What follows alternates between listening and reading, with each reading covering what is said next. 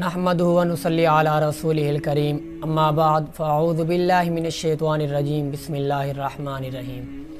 अस्सलामु अलैकुम व रहमतुल्लाहि व बरकातुहू। मैं हूं मोहम्मद ज़ाहिद और आप इस वक्त देख रहे हैं हमारा यूट्यूब चैनल स्वीट इस्लाम। नाज़रीन व सामाईन, आज की इस वीडियो में मैं आपको घर, दुकान या मकान की बंदिश मालूम करने का अमल बताऊंगा। और इस अमल के करने के बाद अगर आपको यकीन हो जाता है कि आपके घर, दुकान या मकान पर वाकई किसी ने बंदिश कर दी है तो उसके खोलने का अमल भी आपको बताऊंगा।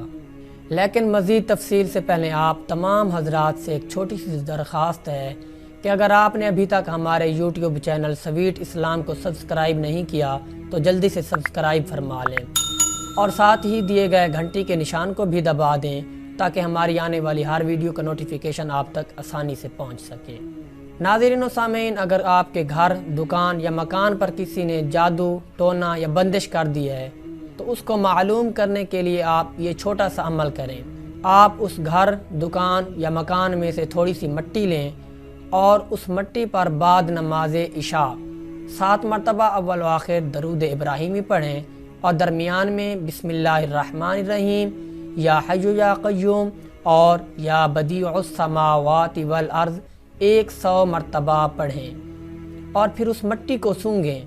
अगर उसमें से बदबू आती है तो जादू या टोना वगैरह है, और अगर उसमें से बदबू नहीं आती, वो अपनी असल हालत में रहती है, तो आप पर, आपके घर पर कोई जादू या कोई टोना वगैरह नहीं है। और अगर इस अमल के करने के बाद आपको यकीन हो जाता है कि वाकई आप पर जादू टोना है तो उसको दूर करने के लिए, उस बंदिश को खोलने के लिए आपको एक अमल बताता हूँ। ये अमल ज़रूर करें। अमल कैसे करना है कि आपने एक गिलास में थोड़ा सा पानी ले लेना है और फिर उस गिलास पर आपने अव्वल व आखिर 7 मरतबा दरूद इब्राहिमी पढ़ना है और दरमियान में बिस्मिल्लाहिर्रहमानिर्रहीम बिस्मिल्लाहिल्लज़ी ला यज़ुर्रु मअस्मिही शैउन फ़िल अर्ज़ि वला फ़िस समाई हुवस समीउल अलीम बिहक़्क़ि काफ़ हा या आइन स्वाद हामीम आइन सीन क़ाफ़ सूरतुन नास अल्हम्दु शरीफ और आयतुल कुर्सी।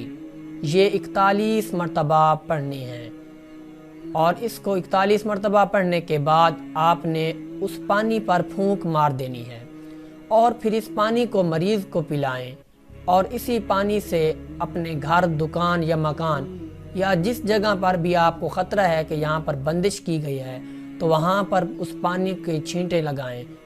उस जगह की जो दीवारें होंगी उस पर छींटे लगाएं तो इंशाअल्लाह बहुत ही जल्द वहाँ से बंदिश खुल जाएगी।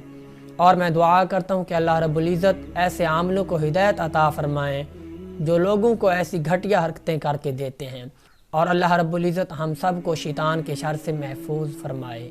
आमीन।